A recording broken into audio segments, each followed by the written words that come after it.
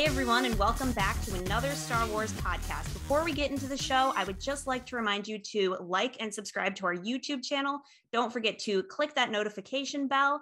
And don't forget to follow us on Instagram, TikTok, and Twitter at star_wars_pod for our reviews and the latest updates on new Star Wars content. So with that out of the way, let's get straight into the show. How are you, Matt, since I saw you approximately 1 week ago? I'm good. Actually, almost exactly a week ago today, we had our little journey to Disney World and the Galaxy's Edge. But I'm doing well. Still coming off of that trip. It's a busy trip. It's always tough. For those of you who don't know, it's not just Melissa and I who are in the family. We have multiple other siblings. We are one of 9 children total. So there's lots of Thomas kids, and we went to Disney World as adults, and we had a nice time in Florida. Which is fun to take vacation, but it's very busy, as you could probably imagine with that many people.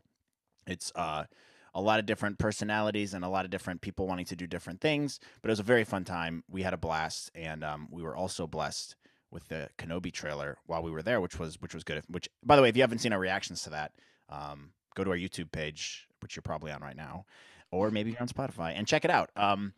But I'm doing good.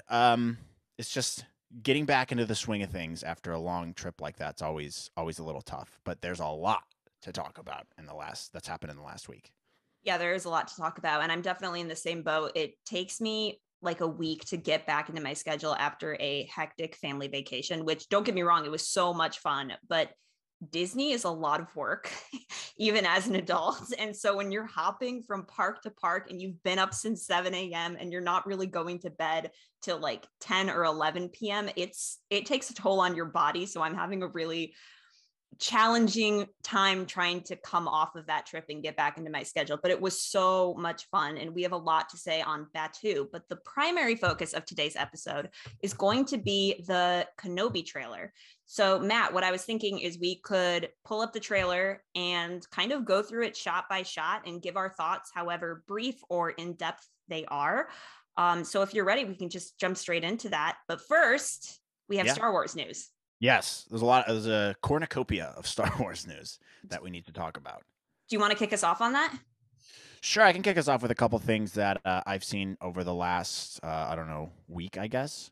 There was a lot. There's a lot. Yeah. There's a lot. I'd say one of the big things I saw in the last week, I don't know if this is on purpose or not from Disney, but a lot of chatter about the new Mandalorian show. I saw some leaked images from season 3, some rumors, which one of the main rumors being Mandalorian season 3 will confirm our suspicions and return to an iconic planet from the Clone Wars, namely the Mines of Mandalore. So that's one of the big rumors that's going around. You and I kind of predicted this. We said in previous episodes that we thought that would be a major driving force of Mando season 3, given Book of Boba Fett, the Mandalorian Returns episode, talking about how that would be a big part of it. And now that's kind of going around in the Twitter sphere and on all the Star Wars leaks and rumors, websites and message boards and the Reddit and all that stuff. So that would be exciting. I think that would be a great driving force for it, but it seems like that's going to be a pretty big part of Mandalorian season 3. I think there were some people here in LA who live near where they shoot that show, and they said there's like a cave and some green screens around it, and it just looks like Mines of Mandalore. There's a bunch of other rumors going around, but I thought that was pretty interesting, and I think it's a great, like I said, driving force for season 3. But maybe I'm missing something. Does that sound about right? No, it sounds about right. I did not see the leaked images that you just mentioned. And if you want to talk about those, go ahead. Anybody who doesn't want any semblance of what's going to go on in Mandalorian season 3, just skip this part of the video. But what leaked images did you see, and what did they entail, if anything? Sure. So I'll send you a link to these. So maybe you can put them up there if you guys don't want to see these. Spoiler alert. So don't like Melissa said, skip ahead. But there's one that's just like it looks like an Empire ship or an Empire base with the classic lines of like light or whatever, like when you're waiting in line for the Star Wars Galaxy's Edge ride, or like when you're on the Death Star, like those kind of things. There's ones that look like Mandalorian helmets that are red. So those look pretty cool. and then there's like a cockpit of a ship that was taken. So I'll ping those images to you now if you want to throw them up here, or not. That's fine too. But I think you should at least take a look at these right now, and Yeah, you let me check them your out. thoughts. Tell us what your thoughts are on these. Are those Mandalorian helmets, or are those the Coruscant guard, Palpatine's guard helmets? Right. I mean, that's what I was thinking too. I mean, it could be. I mean, it looks like it has a Mandalorian element to them, right? But they do look like kind of the guards from Palpatine, or what's Last Jedi? It's the same thing essentially. Yeah, same thing. It looks kind of like them. Definitely looks the I think they're called Praetorian Guard, something like that. Either way, they guard the Emperor and Snoke. So Right. This one, the second image, which is the cockpit of a ship, that looks like a TIE fighter. yes, it does. So could definitely be a TIE fighter. Could be something. I mean, the TIE fighters usually have a different like windshield though. So this could also be something. What does it remind me of? There's the one in the. It looks like the one in the Geonosian battles, the one that has like a big wheel that you sit on and drive some kind of information Oh, path. right. I know exactly what you're talking about. Yeah. So I don't know. I mean, these could be the red. If you look up the red Emperor's Royal Guards or the Praetorian Guards, all those they look similar. It has the same red. It's the same red color, but the style um of the helmets looks very Mandalorian esque. Um, so I mean, it's interesting. Um, I'm like of two minds about leaks like this, because on one hand, like I'm excited about it. On the other hand, it's like I kind of want to go in completely blind and not know anything. Mm. But it's at least nice to have that confirmed. The other thing, now that I'm thinking, the other thing that this cockpit looks like, it kind of looks like one of those ball turret things from those what are they called? The Clone War ships that shoot the lasers. Um, Oh, no, you're kind of looks like so right. yeah, kind of looks like those too. That could be So anything. I mean, these all look like props in the making or yeah, sets in the making. So this could just be yeah. like prototypes for the final product. So it might not be what we're thinking at all, but that actually, those are some good theories. Yeah, it could be any of those, and it might not be even for the Mandalorian. Like we said, we mentioned this in Yep. past episodes. Like, who knows where these images came from? Who knows who took them? I don't know where they. This is not like verifiable in any way, shape, or form. So, like, this could be from other shows. It could be from the Ahsoka show. It could be from even Kenobi, if there's Clone War Mm. flashbacks, something like that. They disguise the names when you're on set, and if you are not someone who's familiar with Star Wars, or the names that they use to disguise what they're filming there. If you're just someone on set taking pictures, like, oh, this is Star Wars, this is probably from Mandalorian. It could be from something totally different, or it could just be, it could be prototype things. They're just kind of figuring out what are we gonna throw in the show. So honestly, it could be nothing, but either way, it's definitely Star Wars. I think Yeah. that's easy to surmise from all this. Uh, so it's exciting nonetheless, and that's not the only evidence too. Like, there's been multiple articles of people that have heard through the grapevine, through their sources at Lucasfilm, that the driving force behind Mandalorian season 3 and the main plot points is going to be going to the mines of Mandalore. So Mm-hmm. I think at the Mines of very base, Moria. yeah, the mines of Moria. So we'll see, but exciting news nonetheless. Gets me stoked for Mando. I really am excited about the prospect of going back to Mandalore, especially the fact that like Mandalore's been destroyed. It's kind of like a do not go there hazard planet. So I'm really interested to see the rune, and then like So Din's, Chernobyl. yeah, like, and Din's personal journey through that, like emotionally, like if he wants to be the leader, if he really doesn't want that. So I'm excited for all the prospect of Mandalorian season 3, which has never seemed more far away. So I'm looking forward to it when it comes out. Yeah, Um, likewise. Moving forward, I heard a second bit of Star Wars news, and that is, and this is not surprising to me at all, but that is the Obi-Wan Kenobi TV series cut Darth Maul out as the main villain of the show and replaced him with Darth Vader and the Grand Inquisitor as the main antagonist, as suggested by Dave Filoni. Now, Yeah. this makes perfect sense to me because going back to Star Wars Rebels, a big plot thread of Ezra Bridger's journey in Star Wars Rebels up until the end of the show, which was his character development in contrast to Darth Maul. And Darth Maul is like I don't want to say like tormenting Ezra, but he really is. It's like he meets Darth Maul, and Darth Maul's whole goal is to like take Ezra on as his apprentice. And it's this whole story arc that carries through to the end of Rebels, where Ezra goes to seek Obi-Wan out on Tatooine to ask for his help after having a Force vision. And Maul sets that trap so Ezra will lead Maul to Obi-Wan. And so if they did bring in Darth Maul into the Obi-Wan Kenobi show as the main villain, it would kind of undo everything that Rebels accomplished. So it makes a lot of sense to me that they would have started off with that idea and been like, oh, we could have done this. And then Dave coming in being like, wait a minute, we told that story. But the better antagonist for Obi-Wan at this point in his life would be his best friend, Anakin Skywalker, aka Darth Vader. So I think this makes like perfect sense to me. I'm glad they made that call because it really would have cheapened Rebels and that story. And I don't know why you would not make Darth Vader the main antagonist in contrast to Kenobi. Like it just feels like yin and yang. Like you cannot have Obi-Wan without Anakin or Vader in this sense. So the fact that Vader and the Inquisitors are the main antagonists, like I'm so glad they went in that direction because I don't feel like the Darth Maul storyline would have had as much weight. Yeah, for sure. And I agree. I think that you know, that we can talk about this more when we talk about the actual Kenobi trailer and, you know, the implications of that decision. But to me, that's a huge decision. And anyone who's upset with that, I would challenge them on that, because if you play it through in your head as to what story we actually want to tell here, we've seen the Maul story. To me, it's not nearly as interesting as a Vader story.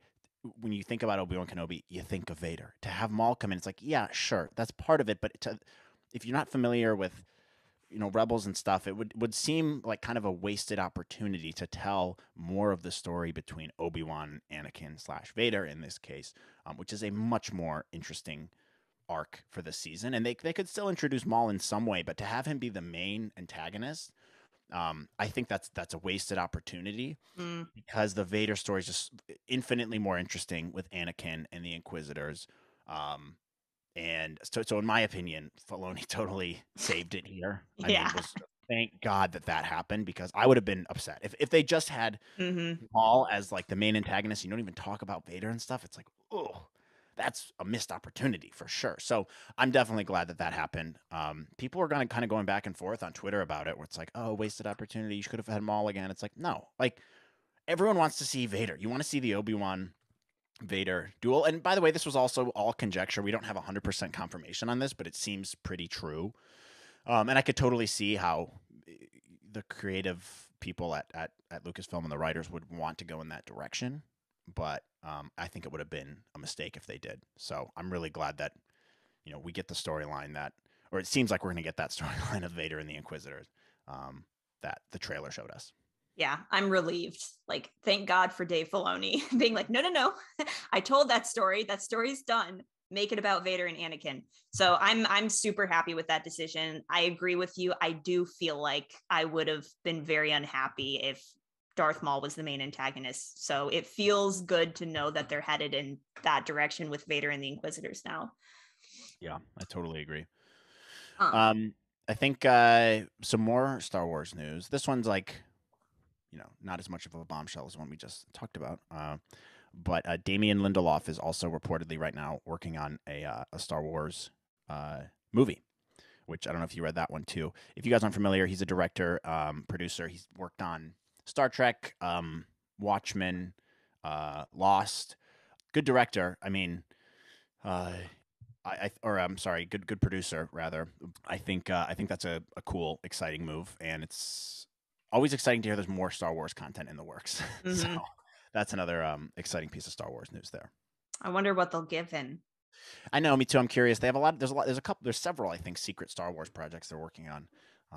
I'm trying not to read into them too much or get my hopes up for anything, and just wait till stuff's actually officially announced. But he's great at what he does, so I'll be interested to see what they come up with there and what they give him. To follow up with that news, another bit of Star Wars news, and there's so much of it. We've probably already spent 20 minutes on Star Wars news, but there's so much, you guys.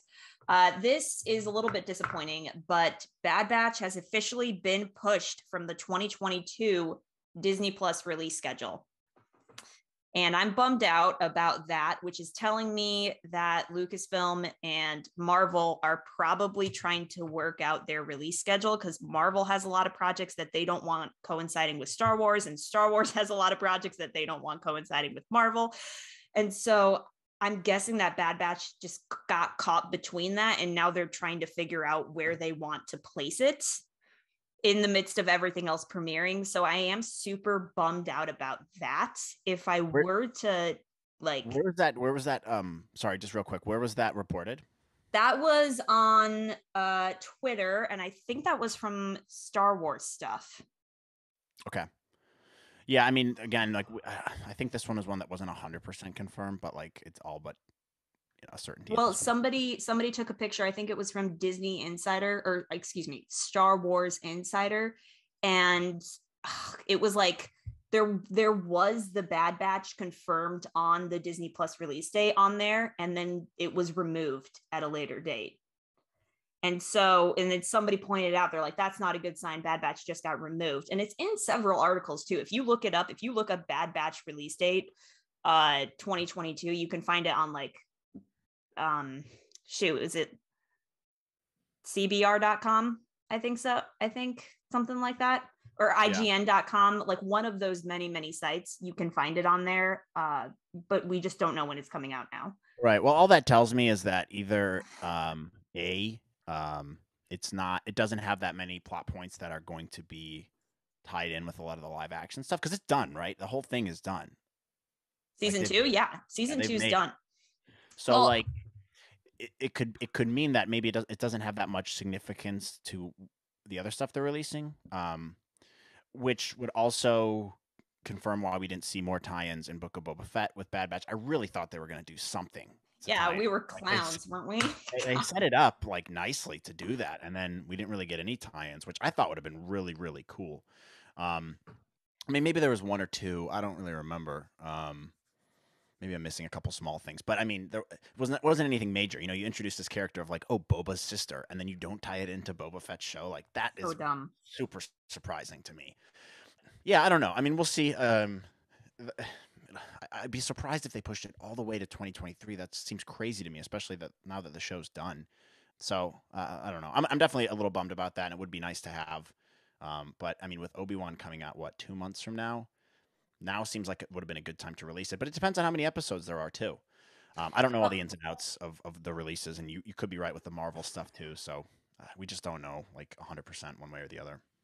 I mean, Kenobi's a pretty big show, but Bad Batch season 1 was also really long. Like it took place over like 16 weeks. Yeah. 16, 17 weeks. And that's a long time for a season 1 of a show to be on air. That's a lot of episodes. And so they might be worried about like pushing it, because they do want the fans to hyper focus in on Kenobi. And then Marvel has a slew of TV shows this summer, and they want the fans' attention on these individual projects. So I guess they're just trying to find a better place for Bad Batch to fit in. But I would not be surprised if it got moved to the summer. Yeah. No, do you have a thought? Sorry. No, that was it. I was just going to say it kind of ties in with the next piece of Star Wars news, which I think you were just going to get into anyways. About Kevin Kiner? No, but you can, it does tie into that as well. But yeah, go ahead. Well, the follow-up news with Bad Batch is Kevin Kiner recently did an interview with another podcast. I can't remember what podcast, but I have the article pulled up on dorksideoftheforce.com. I'll just read a section from here, and it says, along with the rescheduling comes details on the show itself. Composer for the Bad Batch, Kevin Kiner, who also scored the Clone Wars, has stated that fan favorite Omega will be a little bit older in the second season, indicating that a time skip will occur between the first and second seasons. Kiner also let it slip that he was working on a piece that was to take place on the city planet of Coruscant, now the capital of the Galactic Empire. The veteran composer said that his aim was to channel the energy of the father of all Star Wars music, none other than John Williams himself. Kiner said that we've seen Coruscant a lot of different times, but I'm thinking to myself, I've really got to channel John Williams a little more. Kevin Kiner has also worked alongside his sons and fellow composers, Sean and Dean Kiner, who also contributed to their father's scores. The younger son, Dean, also claimed that season 2 would feature a larger roster of characters than did the first season, seemingly to imply that there would be some familiar faces appearing who were not present in the show's original season. Blah, blah, blah, blah, blah. That's about it. So, I mean, yeah, let's go back to Coruscant, man. Yeah. I'm excited. I love that planet. Yeah, me too. I do. I love it too. It's just definitely exciting. You're right. I mean, it does run over a long period of time, with the release and everything. So it's like, and hearing the Kevin Kiner stuff with the influence of John Williams is fantastic news, because someone needs to take the torch from him once he stops with the Star Wars stuff and really get that influence. So I'm hoping Kevin Kiner can kind of be like a little John Williams prodigy, kind of like Dave Filoni is to George Lucas. Continue to have those amazing scores for those episodes, because they are such a integral part of the shows, as we've discussed ad nauseum in previous episodes. I think also going along with that, what I wanted to talk about in terms of scheduling was a new rumor does indicate now that Star Wars Andor will release on Disney Plus in August. So that also kind of ties into maybe why Disney's pushing Bad Batch from being released this year, which makes sense to me. But that's good. I mean, if that is true, if that rumor is true, great news. I'm excited for that show. I have no expectations for it. It's very much like Rogue One. I'm just going to go into it with blind eyes and just see what it's like. What, Andor? Yeah, because it's a totally new concept, right? It's like a character from Rogue One. That's awesome. I love Rogue One. I think it's one of the best Star Wars movies. It's very good. In recent memory. That's one of those movies I walked into it with no expectations, and I was like, wow, the cinematography is insanely good. The score is great. The overall like ambiance and vibe of the show is very dark, and it's very well shot, like I said, with the cinematography, and the character development is great. The new characters, you get some old references in there too. So I would imagine Andor is going to have a lot of really cool elements in it as well, which gives them more creative freedom to build out the world of Star Wars more. So if that does end up releasing in August, that totally makes sense to why Bad Batch would be pushed, but that's another highly anticipated show that's coming out this year. Yeah, I really liked Rogue One, but I have to admit it's not that I'm not excited for Andor. It's just because we know how his story ends that I'm like, oh, okay, like about this show. It's not like I'm not gonna watch it or I'm not excited to see what they do, but it's just kind of like a casual excited. Yeah, I think what's the driving force behind this show for me personally is I'm very excited about the prospect of Star Wars Rebels characters to show up in Andor, because that timeline is like gold for any of those characters to show up, whether that's Captain Rex or Harrison Dulla or Sabine Wren or even like Ezra Bridger. That's like the perfect timeline to incorporate those characters. So I'm more excited for the prospect of those characters to be in the show than I am about Andor itself. But like, I'm open to my mind being changed. I'm still looking forward to it in the story that they have to tell. So, and it'll be a different side of Star Wars. So I'm looking forward to that. I agree, and that's what I think was so great about Rogue One. You have these different characters that you can develop and go on your own storylines, and I think that's so important. And I think that's kind of where some of the sequels missed a little bit, was you have this opportunity to create these new stories with, you can tie the old characters in, but not have it be so derivative of the original trilogy, and rely on those new characters so much.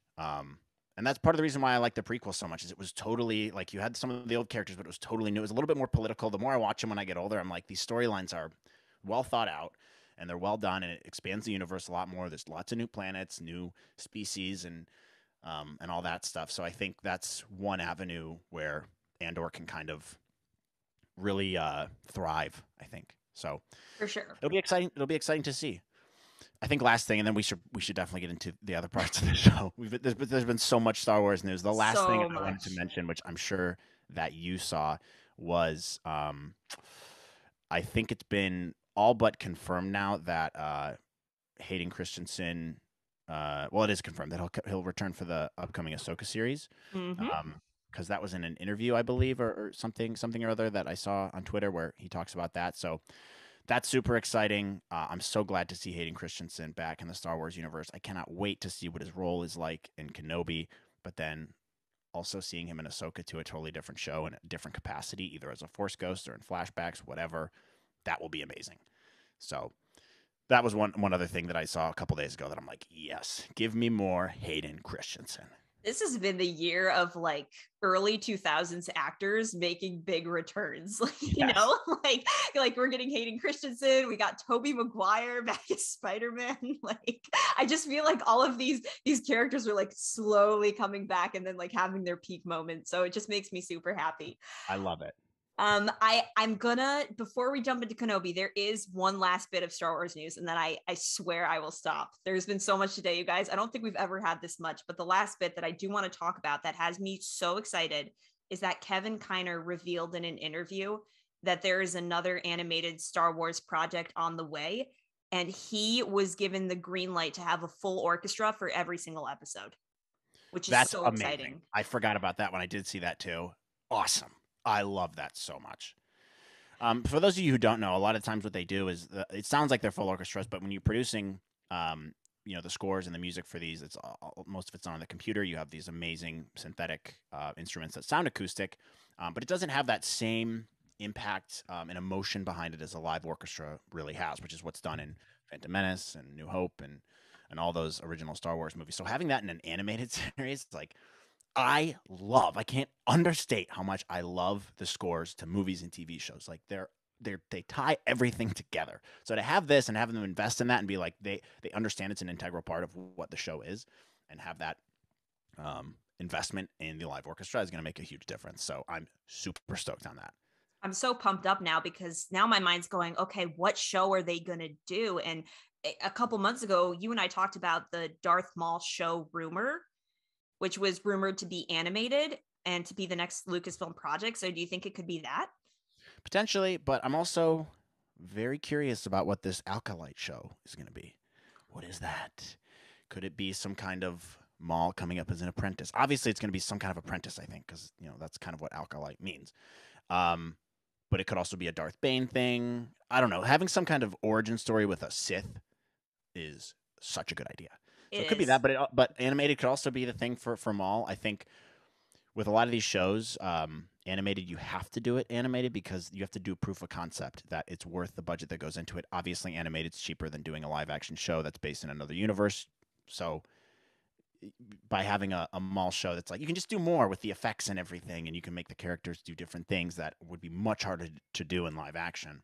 Mm-hmm. So it could totally be a Maul show. It could be totally something. It could be something totally different. It could be something in like the High Republic or the Old Republic or the Low Republic, the Left Republic, yeah, the Right Republic. yeah. It could be any of those. So we don't know. But it is fun to theorize on that, and we will watch with great interest what that ends up being. We will indeed. We will indeed. Now, with that being said, we are finally going to get into the Kenobi trailer. So let's pull up the trailer and we'll go shot by shot, and we'll talk as little or as much as we like on each shot. So do you have the trailer pulled up? I sure do. Okie dokie. So did I just get out of my... Oh, I got out of my trailer to look up the Emperor Royal Guard. Okay, right, here we go. I can start off. So we opened the trailer, immediate hype. Like that feeling I had when you and I were watching this, which by the way, I'm going to plug it again. If you haven't seen our reaction video to the Kenobi trailer yet, let's watch it. And let me preface this by saying it's here. The Kenobi trailer is here. Okay. I don't think we can understate that enough. Like my mind is still blown by this. We've been waiting for this for so long. I was on a high for like 2 days after this came out, and I think I've watched it 100 times. It's here. We have it's only what, a minute and a half long, something like that, a minute 46 seconds. But we have a Kenobi trailer. We get to see Obi-Wan Kenobi again, one of my favorite characters. Ewan McGregor coming back, and it starts off major hype. We're in the desert. Obi-Wan is riding his little thingy, EOP. whatever it's called. EOP. Yes, sure. Walking through what looks like, I'm guessing, what's that place called? Spaceport, or it's oh my god, Anchorhead. It's probably what it is, because we can see it from in another shot there. He's walking through. Looks like a very cast out kind of Obi-Wan, very let down, and we have the voiceover of the fight is over. It's done. We lost, which chills right there. And they start with the music in the background as well, which is a more toned down version of Battle of the Heroes, which you don't really know what it is at the beginning, but then once that melody goes down, dun, dun, dun, dun, dun, dun, you're like, oh, like, holy shit. Yeah. That was my first thought. And like, you can see I didn't know what I was just like, oh my gosh, I'm trying to pay attention to every little detail as I'm watching it. And you're freaking out. But like, I'm just like, oh my God, oh my God. It's like my mind was racing at 1,000 miles an hour. But just those first couple opening shots where you can see Kenobi, he's working on something in there. Looks like he just picked up a meager job to make wages to get by. Yeah. He's just riding through the desert, and you can tell he's depressed. That the tone in his voice when he says we lost. Which, by the way, who do you think he's talking to here? It's a good question. There's a couple theories. I think the two main obvious ones would be Bail Organa, Qui-Gon to a Qui-Gon ghost, or Yoda. Force projecting to Yoda or something like that. I think those are the three main ones. I would probably go to Bail Organa. I would imagine they have a pretty close relationship since they're both watching over Anakin's kids. But it could be any of them. Who do you think it is? There was a rumor a couple months ago that, now I don't know who it is, but I believe it was one of the women who was cast in Kenobi who might be playing a Jedi or a young woman who was once a part of the Jedi Order who's trying to rebuild it. Now, this is a rumor I've heard. I cannot confirm or like deny this, but I did see this going around where it's like she's this young girl who's like she has ambitions to kind of like fight back, and she runs into Obi-Wan and like tries to pull him out of hiding. I read this, like, I'll try to find the article and link it in the description below. Again, I don't know if this is true, but maybe he's talking to another Jedi that like came to find him and was like, we have to fight back. And he's like, no, because it's over and we lost. Like we can't anymore. So that could be it. But in truth, I would like it a lot better if he was talking to Qui-Gon or Bail or Yoda. I think those are the obvious ones, but I like where your head's at right now with like another Jedi, because obviously they didn't get all of them, right? That's why the Inquisitors are out there. This could be the Jedi that we see in a couple shots later, of the feet that we see hanging darkly, which we can get into in a second. That could be that person, who maybe it doesn't keep as low of a profile as Obi-Wan and things don't end up so well for them. So I like that thought as being someone totally new. Our heads are obviously going to go to characters we know. So those three ones for me are Bail Organa, Qui-Gon, Yoda. But it could be someone totally new. So I think that also is very tantalizing. Like, who's he saying that to? Who is he talking to there? So I'll be really interested to see who that ends up being. Next few shots are in the desert. And a really prominent shot in this trailer is the shot through the little the lens. What are they called? Viewfinder, whatever. I don't know. Yeah, the viewfinder. Binoculars. And we see a very young 10-year-old Luke Skywalker who is actually played by Grant Freely. Yes. We've gotten a lot of Luke this year, and I'm very happy. In the last 2 years, a lot of Luke, even young Luke, I'm so happy about. This is a great shot. I mean, so hype that we get a glimpse at this of the moisture farm. You get Owen and Beru. Obviously, Obi-Wan's closely watching over him. I think that first shot of Obi-Wan's face there is like, you can just kind of see the anguish and pain in his eyes, right? And he's just kind of focused on protecting this kid. The other interesting thing there is we see Luke obviously playing as if he's driving some kind of starfighter or pod racer, and he's wearing what looks like Anakin's goggles from Phantom Menace, which is like, oh my gosh, what a nice detail to tie in there. You can see some side-by-side shots on the internet of what people have put together, but very nice attention to detail in that shot. We also got, in addition to the Luke Skywalker stuff, we also got the the creation of a new meme. Obi-Wan looking through the viewfinder is now one of the most popular memes on the internet. So. I love that meme. It's a great meme. I don't know how people come up with. Some people are just, the internet's amazing. Like, that's such a good meme. It's amazing. Yeah. But then after this shot, so moving on, we get to probably my favorite part of the trailer, which is you can tell why they've held onto this trailer for so long. They wanted to make sure it was perfect. I think it's an amazing, amazing trailer. But you get the Lucasfilm sign, which this to me always gets me hyped. I remember being a kid and seeing the first Phantom Menace trailer, and more notably, because I was a little bit older, the Attack of the Clones trailer where you see the green Lucasfilm. That always gets me so hyped every time I see that for Star Wars content. And you get Duel of the Fates that starts playing, which is just unbelievable hype.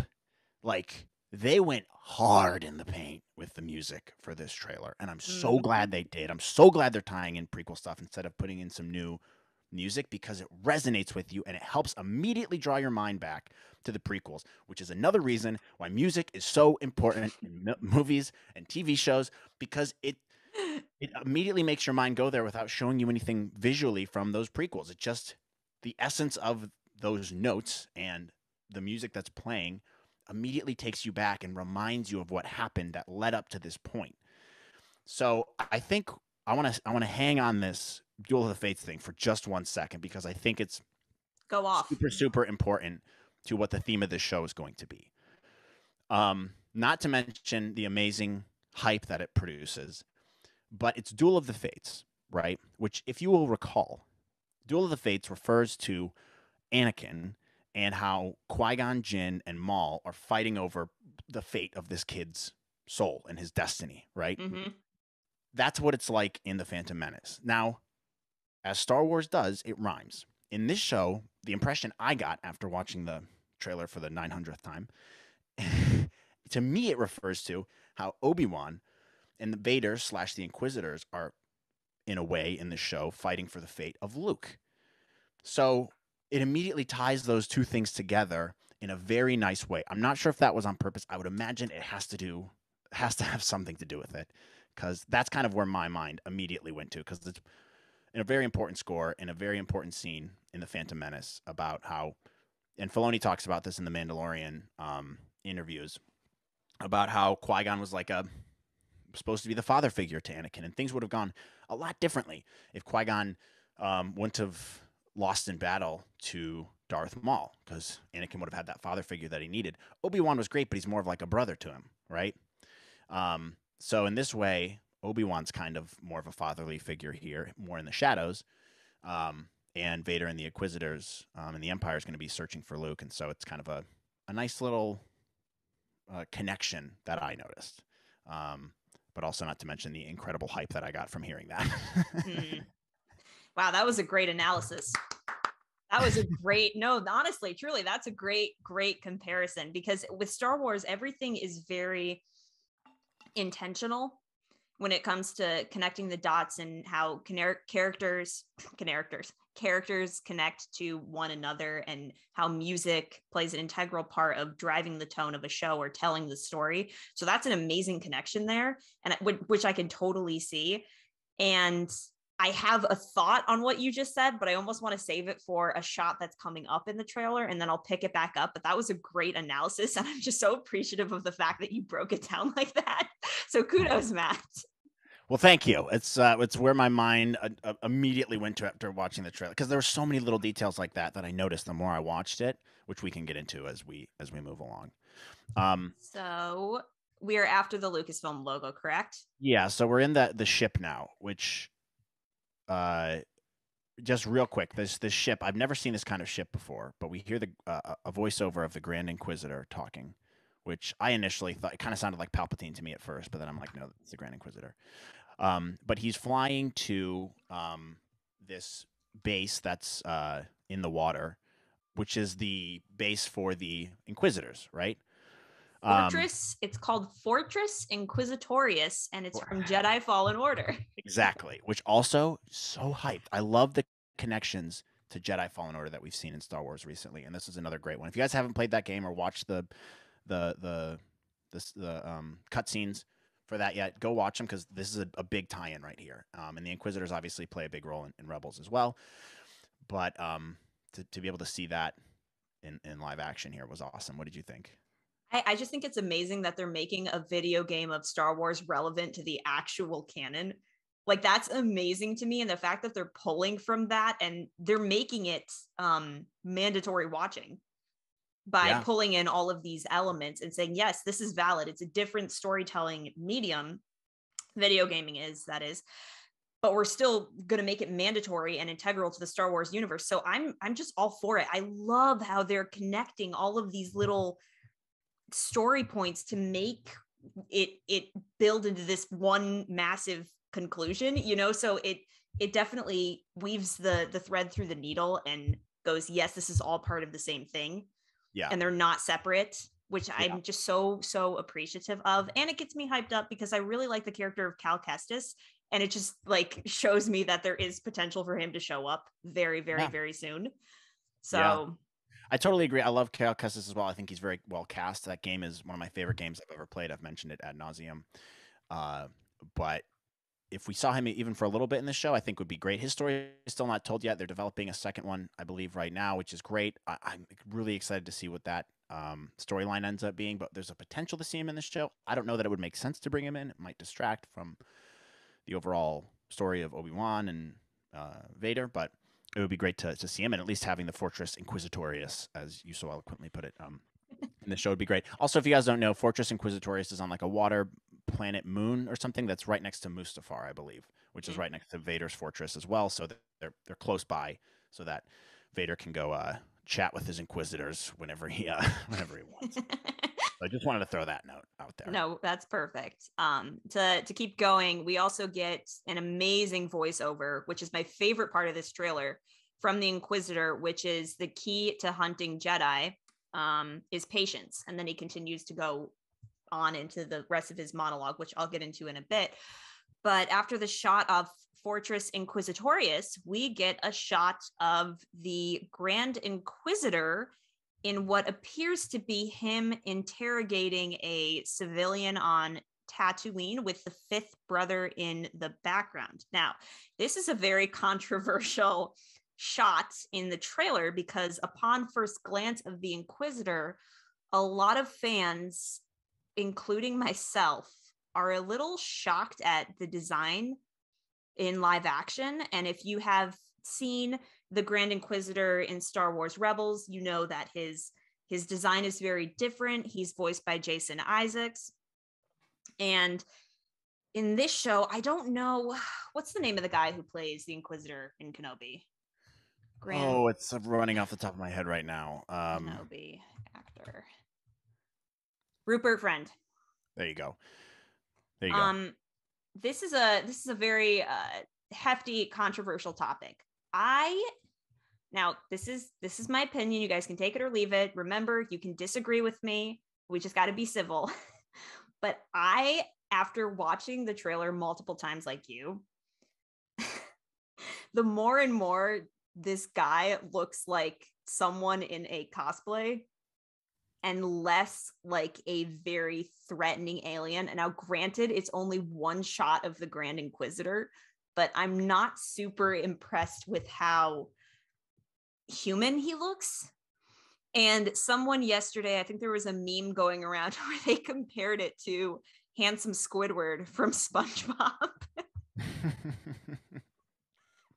And I hate saying this, but I kind of agree with it. It's like, as far as aliens go in Star Wars, this guy is supposed to be a Puan, I think is the name of the species. Yeah. And we've seen a Puan in Star Wars before, and that was in Revenge of the Sith, where Obi-Wan goes to Utapau and he meets the Prime Minister. And it's this very creepy looking alien with very well done makeup and prosthetics. And so to look at the Grand Inquisitor and then compare it to, the Puan in Revenge of the Sith, it's just kind of like, what? Like, this is supposed to be the same thing, and yet this guy still kind of looks like someone in a costume, which really bothers me. But again, we've only seen one shot. I don't know. What's your stance on this? Let's debate this a little bit. Yeah, so I completely disagree with you and everyone that had problems with this. I couldn't possibly care less. I get what people are saying, and of course they could have made it a little better. I think one of the ways they could have made it better was the main thing that stuck out to me is there's no yellow Sith eyes, which that alone would have tied it more together and made him look more sinister and evil. You have to remember with prosthetics and stuff, it's hard to move around. It's That hard to be. practicality. Same thing with Ahsoka and why her little twilly thingy madoodle things weren't very long. Like whatever, I don't care. I think it looks fine. It's one shot. They're both dark. You can't really see it that well. They might change it because people didn't like it, but I'm totally fine with it either way. I'm just happy to have stars. I'm happy to have the Grand Inquisitor. And when we're talking about species here, like what are we really talking about? Like you and I are of the same species. We look nothing alike.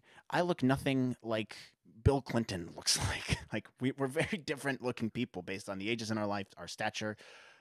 Some people have longer heads than other people. You know, like you have different facial hair, you have different body composition. So, like to me, the species argument doesn't really wash. It's just like, okay, yeah, they're in the same species. I mean, they look. He has the dark eye stuff. He has the lines in his head and like the tattoos on his forehead. That to me is enough. Like if we're nitpicking on that, I think it's just we're reading too much into it. So to me personally, I don't really care. I get the arguments and I get the complaints for it, but at the same time, it's not making or breaking the show for me by any stretch of the imagination. Do I think they could have put a little bit more effort into it to make it look like the cartoons? Sure, but they could have also done the same thing with Cad Bane and with Ahsoka. All these people who have translated from the cartoon to now, or look at Dooku, for example, from Clone Wars to live action. Like he looks completely ridiculous. Like it's a different medium in which you're expressing these characters. So to me, it's I don't really mind too much. The only thing that I'm a little confused about is why they didn't choose Jason Isaacs to do it. He's great. He looks the part too. Like, and he's an awesome actor. For those of you who don't know, he plays Malfoy, Draco Malfoy's dad. What's his name? Whatever. And Harry Potter. That's who we're talking about, Jason Isaacs. And he has a really great voice and stuff. So I think that would have been awesome to have him, go to live action. But they didn't, and that's fine. But I still do think that Rupert Friend will do a good job, and I'm totally fine with the way he looks so far. Like I'm not worried about it. Yeah, I just think comparatively, when it comes to aliens, there are aliens in other franchises like Marvel or even in like Lord of the Rings 20 years ago with the prosthetics with the orcs. It's like it is possible to do really, really good movable prosthetics. And it just seems weird to me that a company with all of this time and all of these resources are not putting a little bit more effort into the design of their aliens to just make them feel a little bit more alien and less like a human dressing up as an alien. And I'm not complaining to complain about it. It just feels a little cheap to me. And going back to the whole Marvel thing, if you look at like the Marvel aliens, I think that they do that very, very well. So it does bother me that Star Wars does seem to have a trend of not hitting the mark, with like Ahsoka or Cad Bane or the Pikes, Yeah. and then getting into the Inquisitors. So for me personally, I would like to see a little bit more effort on that end, but it's not ruining the show for me by any means. It's just like, that's a criticism I have, and I would just like to see them put a little bit more effort into it. Yeah, and that's a totally fair criticism to have. Totally fair. I think the other complaints about the other Inquisitors too, like what's the other one? The fifth brother. I think he looks totally fine. In fact, I think he looks great. I think that's an awesome translation from the comic or the comics, the Star Wars Rebels to this. I think it's great. They do look very menacing and scary in my opinion. And then what's the other one? The seventh sister, right? Is that the other one? Or who am I thinking of? Reva, which is the new Inquisitor, which we'll get to, but let's finish this shot. We can get to those. Yeah, let's keep moving along. So we're on the shot where the Inquisitor is interrogating a civilian, which I'm assuming this is the civilian who's going to get hung. Oh, okay. I think this is the person who's going to get hung. For not telling them. For not telling. And the Inquisitors are going to try to make a point, and then they will hang this person in the town square. So interesting. Let's get to the next couple shots. We have a speeder on the terrain of Tatooine. Obi-Wan sitting on it with a group of Tatooine civilians, presumably going to work. I'm assuming all of this footage is from the first 3 episodes, by the way. Yeah, I wouldn't be surprised if it's from the first episode. Very much like I meant to go back and look and see which shots from the Boba Fett trailer were actually from the first episode and which were from other episodes. But I wouldn't be surprised if they're just playing this really close to the chest. Let's show some of the best footage from the first episode. We don't want to give too much away, which I love. I hate when trailers show you the entire show or the entire movie in the one trailer. So I wouldn't be surprised at all if this is, from the first 1 or 2 episodes. Yeah. Moving forward, we get another shot of Fortress Inquisitorius, which is at the 53-second mark, if you guys are following along with us. And this is just a nice shot of the Inquisitors having a meeting. This is very Empire looking. Most notably, I noticed the Inquisitor on the far left. She looks like the same species as Adi Gallia from the Clone Wars, which I'm going to look up that species. Species is Adi Gallia. Oh God, I cannot pronounce this. Tholians? Tholian? Oh. Yeah. Oh, and then, so she's the same species as Adi Gallia and Stas Ali, who was a member of the Jedi Council with her. But I don't know, that could this be a Jedi turned Inquisitor, since that's very common? Yeah, it totally could be. There's a lot of questions I have here. So the Inquisitor on the far right is a new Inquisitor known as the Second Sister, I believe, Reva. And we don't know the name of the other Inquisitor on the left, but I'm wondering if these 2 women are Jedi turned Inquisitors, since a lot of Inquisitors, if not all of them, used to be in the Jedi Order. Yeah, Force sensitive. Or as we can see how that happened in Jedi Fallen Order, which watch the gameplay that explains some of how the Inquisitors came to be. So this is an interesting shot. I'm very fascinated to see what they do with these characters and whether or not they're just Force sensitive people that Darth Vader like grabbed, or if they are Jedi turned Inquisitors after their torture. Yeah. Much like Trilla in Jedi Fallen Order. Wait, is Trilla the second sister? Mm-hmm. Sorry, I misspoke then. I said that Reva was the second sister. I don't know what sister. Maybe she's like the 3rd, 4th, or 5th sister. I don't know. There's so many guys I get all confused. This just reminds me of this is such a niche thing, but like there's a song by the White Stripes called Ball and Biscuit, which is one of my favorite songs. I love it if you haven't heard it. But Jack White has this in his songs where he talks about he's from a big family, I believe. And one of the lyrics he always talks about is being the 7th son. And one of the things he says in that, one of the first lyrics in that song is, "It's quite possible that I'm your 3rd man, girl, but it's a fact that I'm the 7th son." Boom. So I always think about that. I'm like, oh, it's the 7th son, the 3rd sister, the 9th brother. I'm gonna look up. Wait, who was the? Am I thinking of the Inquisitor? I'm so sorry, I screwed that up, you guys. They all just. I'm sorry. So I can't keep up with all that. So who cares? Who cares? I screwed it up. It's whatever. They're a sister. There's however many. End of story. Yeah. Next shot is of a person hanging, and this goes back to my theory. I think it's that person that the Inquisitor's talking to. Yeah, very dark shot here. I was very surprised they put this in. I love it though. I love dark, gritty stuff. Yep. Thank you, Disney, for doing this. This is important to show that the show's not going to pull any punches. It's going to be dark, which I love. It's going to be an interesting thing to see. Then we see that new Reva, the Inquisitor. Then I think she's going to be an integral part of the show when it comes to maybe being a foil for the concept of just the Jedi in general. Or, having some kind of redemption arc where she dies in the end after being like taken by the dark side. So I'm interested to see what they do with her. I agree. I think she'll be great. I think she looks like a very good part of the show. So I'm excited to see her.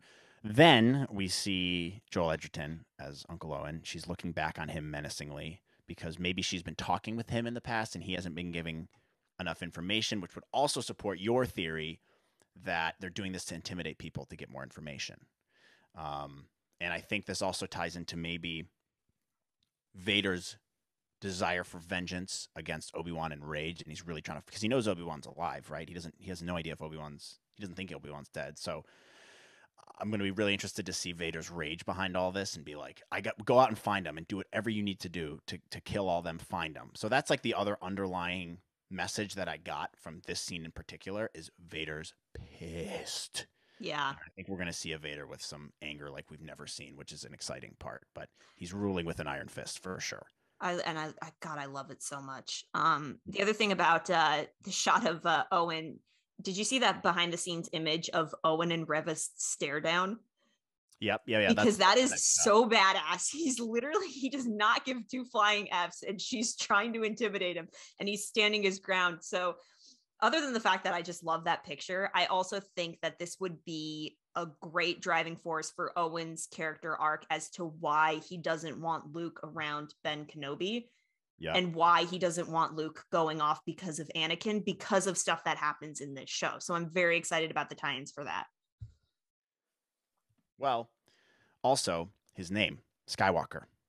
You can't be running around the galaxy with that name, Skywalker. They didn't even change it. So 100%. I think you're 100% right. That's exactly going to be the driving force here. So, so then moving on, we go and we see Reva then on what looks like Coruscant, I'm guessing, some kind of slum neighborhood, Gotham City-esque neighborhood. Coruscant, I'm guessing. Looks like she's looking for somebody here. I would imagine maybe Obi-Wan or some kind of other Jedi. We see... We still have the voiceover going, by the way, from Rupert Friend talking about how Jedi code is they're compassionate, so you need to hunt the Jedi by following their trails of compassion. Which, by the way, I love that because I love because Obi-Wan's character is he does everything out of love. Like he trains Anakin because he loved Qui-Gon and Qui-Gon asked him to. He protected Anakin's son, not because anybody asked him to, but because he knew it was the right thing to do. And so I like to say the core of Obi-Wan's character has always been love and compassion. And so it's going to be so interesting to see him try to pretend maybe that he doesn't care when he knows deep down that he can't sit by when innocent people are getting killed. So yeah. I love this dialogue in the trailer. Me too. I think it's the perfect voiceover to have. And then we kind of move forward. We see that unknown Inquisitor inquisiting some people that, on another planet, like maybe Coruscant or something like that. These people are all in trouble. And then we see an interesting shot with, I don't know what kind of droid this is, but it's a droid next to a stormtrooper. And I don't know, do you have any idea what kind of droid that is or what kind of significance that has? Do you know the shot I'm talking about? No, I don't know what kind of droid that is at all. Although the markings are really interesting on the right-hand side of the droid because it looks like it's an Arabesh. So I'm going to look up and see if somebody translated that later. Okay. But the shot after is actually one I really want to talk about with you. We see the armor. Yep. And the gun or blaster of what upon first glance might look like a stormtrooper, but I think it's a clone. Yep.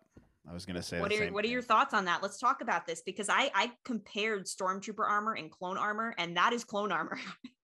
Yeah, and you can see some tints of blue in there a little bit, it looks like. Rex? Potentially. And if you go to the next shot, I mean, just real quick, there's a couple shots later with the Grand Inquisitor with his awesome spinning lightsaber. He's inquisiting somebody, and if you zoom up on that, this is a very interesting shot to me. You see the back of a head, right? And there's like scars on the back of a head. And what would that tell me? Well, first of all, scars on the back of the head immediately goes to inhibitor chip clones because we've been conditioned to see that after Bad Batch and all this stuff. Echo? Echo, Rex even? I don't know. Oh my God, I did not even catch this. I don't know, is because what happened to Cody? So who knows? That could be Echo. It could be. So I think we should compare the back of this head to Tamora Morrison. Honestly, like let's compare the back of the head to Tamora Morrison and see. Okay. But yeah, I think it could definitely be a clone. I think having Rex tie into the show would make a lot of sense, or any of the other clones. You know, the shots in between those is just Reza jumping, but I think, you know, this shot of the spinning lightsaber with the back of this head of a person could definitely be a clone who had his inhibitor chip removed. Dude, and also it's a weird shot where like you look at the back of the head and it almost looks like it's superimposed in, kind of like, I don't know. That shot is very interesting to me. It looks like it's almost like something that was put in after, Post. in post. So maybe it's not that. Maybe that's not who it actually is. Maybe they put someone in over the back of someone else's head in over that to throw us off of who it actually is. Right. So if you watch that shot over and over again, it looks like the back of that head was superimposed in afterwards. It's kind of moving around. It doesn't look like it's a steady image. So that also kind of got me thinking. But it's a very interesting shot because there's something going on with the back of the head there. I would just like to say that Tamora Morrison was spotted on the set of Kenobi.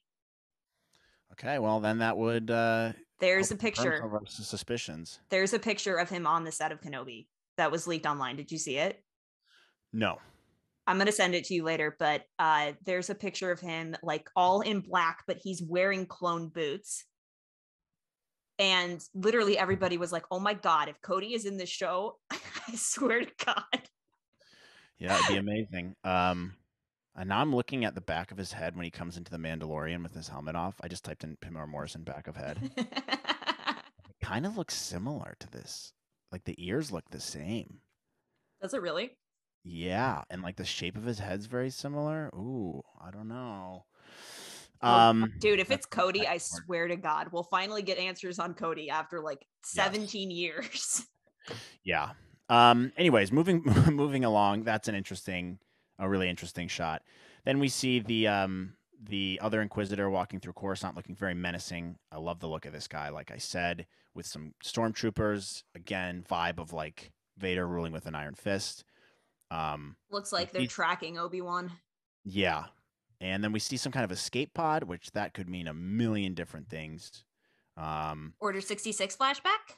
Potentially, yeah. And then we see Reza stopping in front of someone in what looks like Tatooine. That's going to be the person that dies. Yeah. So I don't know. Maybe that probably is the person who dies. Interesting that we don't see a face there. And then there's some kind of symbol on the wall that someone's touching at some point. I don't know if that's been decoded, but it almost looks like one of the Inquisitors is touching it. Yeah. Yeah. So maybe looking for clues. Maybe it's some kind of Jedi clue. Maybe it kind of looks like the Jedi symbol. Maybe that's Obi-Wan's writing or something. I don't know. Maybe. There's some symbols next to it. It's an interesting thing. Then we see a showdown, which this is a really interesting shot of Reza with like some kind of Western showdown with a cloaked figure, which is likely Obi-Wan, I'm thinking. I'm pretty sure that's Obi-Wan. Some other shots later on. I'll be interested to see how he gets himself out of that situation. Why he's not using a lightsaber. That's the other thing. So that's another really interesting shot. Someone was like, hey, maybe it's Han. I was like, that's the dumbest theory I've ever heard. Well, he's also fighting with a blaster, which he thinks are uncivilized. Yeah, so desperate times, desperate measures. Yeah, maybe he doesn't have his lightsaber for some reason, maybe not to draw attention to himself. I don't know. Because in that next shot, then we see him shooting towards somebody behind some kind of, on some type of rooftop or something. That's another interesting shot with these little birds and stuff flying out of where he's getting shot at. Which I don't know if these birds have any symbolism, but I'll look into it later. Yeah, I think it's green is usually, this is just a literary thing, but they're green birds or some kind of turquoise green. Green is a symbol of hope. Usually, if you read The Great Gatsby, there's a green flashing light across the bay that Gatsby always looks at. It's a green flashing light, which in that book it symbolizes hope for Gatsby to end up getting back with Daisy. It's in a lot of other stories as well that I'm sure we could find examples for. But right after that, it says hope survives. So that's what also tells me that's probably part of it. As you said, everything's intentional, but it also kind of ties back to Filoni and George Lucas, where Lucas has told Filoni in the past the message of hope and family is an integral part to Lucasfilm and Star Wars.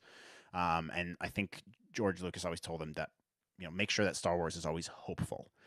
So that was the other thing that kind of came to mind for me when I saw that shot, especially with the words "hope survives" after it.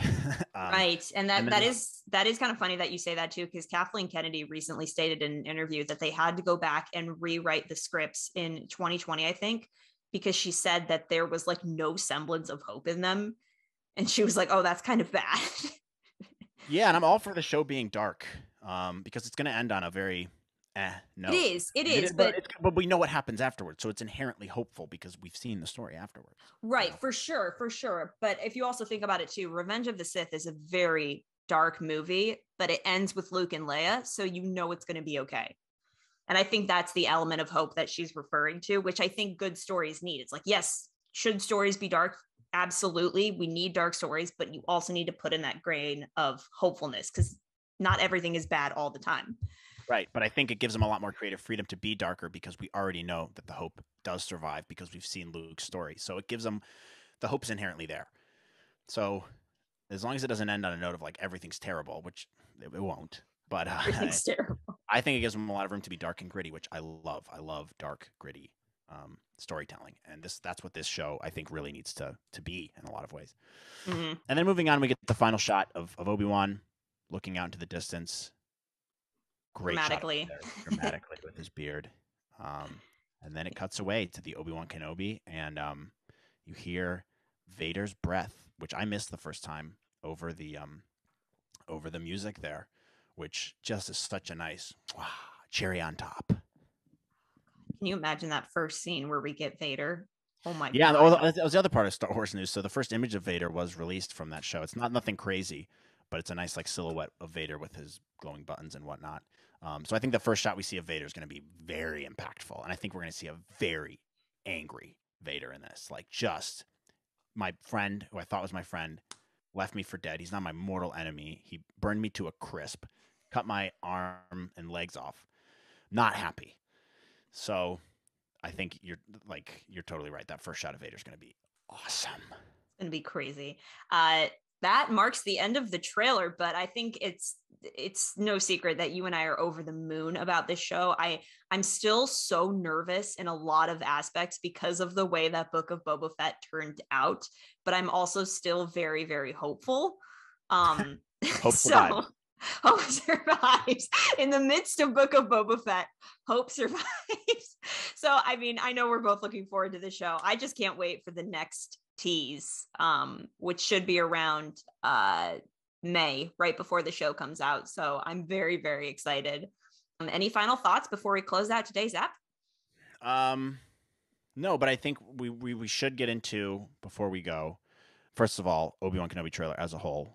I'm over the moon about it. You can find a million things to complain about. I'm not complaining about them. I just can't wait for this show. And it was an awesome trailer, huge payoff. Really got me in the Star Wars mode, really got me reminiscent on the prequels and thinking about what they're going to do with it.